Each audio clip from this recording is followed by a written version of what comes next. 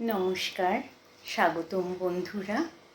আমার মনের পুজোর চ্যানেলের তরফ থেকে আজকের এই পবিত্র বুদ্ধ জয়ন্তীর দিনে আপনাদের সবাইকে অনেক অনেক স্বাগত ও অভিনন্দন। আজকের এই পবিত্র দিনটি ভগবান গৌতম বুদ্ধের পৃথিবীতে আবির্ভাবের দিন, জন্মগ্রহণ করার দিন। গৌতম বুদ্ধের এক ঘটনাবহুল জীবন এবং তার মতাদর্শ আমাদের নানানভাবে উদ্বুদ্ধ ও অনুপ্রাণিত করে আমাদের জীবনে চলার পথে।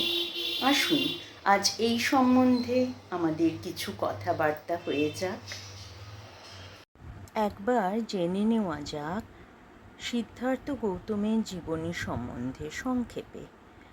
সিদ্ধার্থ গৌতমের জন্ম হয় নেপালের কপিলবস্তু শাক্যকুলে মহারাজ শুদ্ধোধনের ঘরে।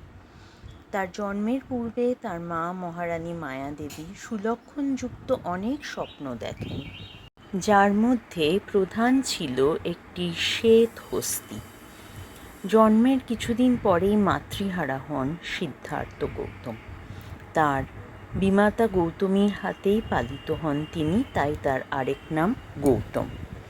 মহারাজ শুদ্ধোধন তাঁর রাজ্যের সমস্ত পণ্ডিতদের ডেকে সিদ্ধার্থের রাজ ছক তৈরি করান।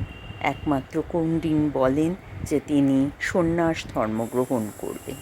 এই শুনে মহারাজ শুদ্ধোধন সিদ্ধার্থকে সমস্ত আমোদ প্রমোদের মধ্যে বড় করতে থাকেন, যাতে তার মন সন্ন্যাসের দিকে না যায়।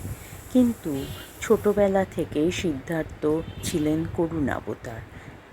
ধীরে ধীরে যৌবনোত্তীর্ণ হয়ে তার বিবাহ হয় শাক্যকুলের রাজকুমারী যশোধরার সাথে। সুখেই কাটছিল তাদের দাম্পত্য জীবন। জন্ম হয় সন্তান রাহুলের। এরপরেই সিদ্ধার্থের জীবনে আসে নতুন মোড়।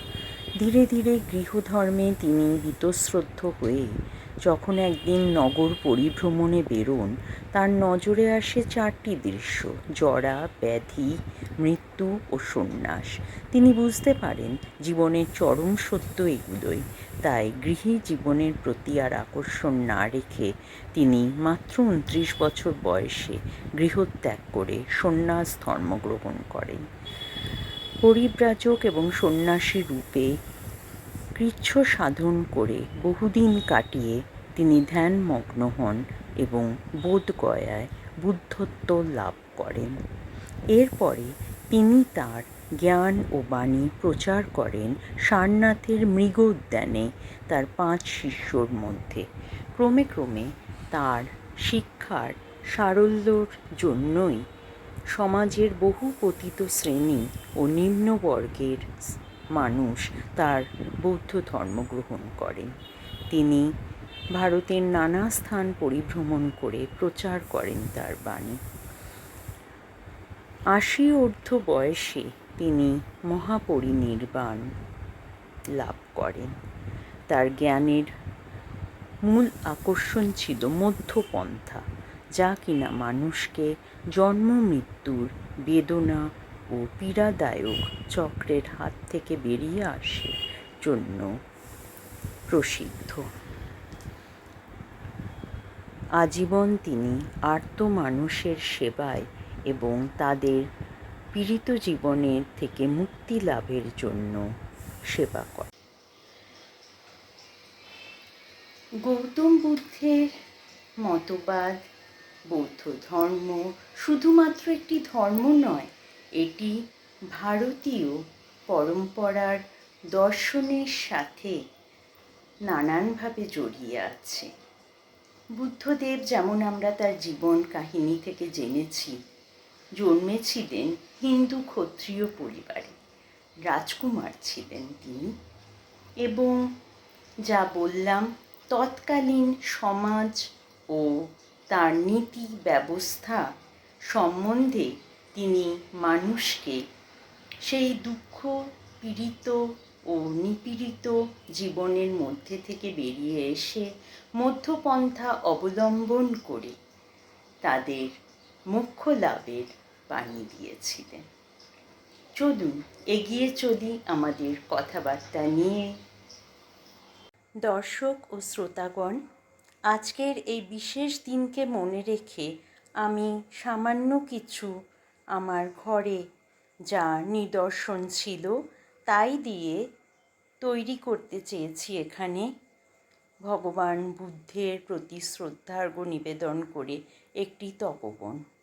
এখানে পর্ণকুটিরের সামনে আসনে বসে ভগবান বুদ্ধ তাঁর ভক্ত ও তার শিষ্যদের জ্ঞান ও বাণীর দীক্ষায় দীক্ষিত করছেন, প্রচার করছেন। সামনে একটি পদ্ম সরোবর, যাতে কিছু রাজহাঁস নৌকার ভেলায় এগোচ্ছেন তার ভক্তরা। যোগাসনে বসেছেন বহু ভক্ত এবং ভগবান তার অনন্ত বাণীর, তার করুণাধারা প্রচার করে চলেছেন। এখানে এক অবিচ্ছিন্ন শান্তির পরিবেশ। কিছু প্রতীকী শান্তির দূত, তা সে শ্বেত হস্তি হোক বা সরোবরে রাজহাঁসই হোক, সবাই রয়েছে তাদের ভগবান, তাদের আরাধ্যর সাথে মিলিত হওয়ার বাসনায়। দেখতে দেখতে তো সময় এগিয়ে চলেছে, আর বর্তমান পৃথিবীতে যে অশান্তি ও যুদ্ধের দামামা বেজে উঠেছে, প্রতিনিয়ত আমরা তার দ্বারা প্রভাবিত হচ্ছি। আমাদের নিজস্ব চিন্তাভাবনা হোক বা আমাদের আত্ম অহংকারই হোক, লড়াই করতে হয়তো কিছুটা এগিয়ে নিয়ে যাচ্ছে, কিন্তু শেষ পর্যন্ত আকাঙ্ক্ষিত শান্তি লাভ আমরা করতে পারছি না।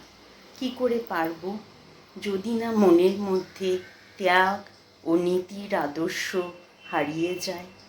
তাই আজকের দিনে ভগবান তথাগত বুদ্ধের বাণী আমাদের সবার পাথেয় হয়ে উঠুক, পথ নির্দেশক হয়ে উঠুক। ভালো থাকবেন। আগত দিন আপনাদের ভালো যাক। নমস্কার।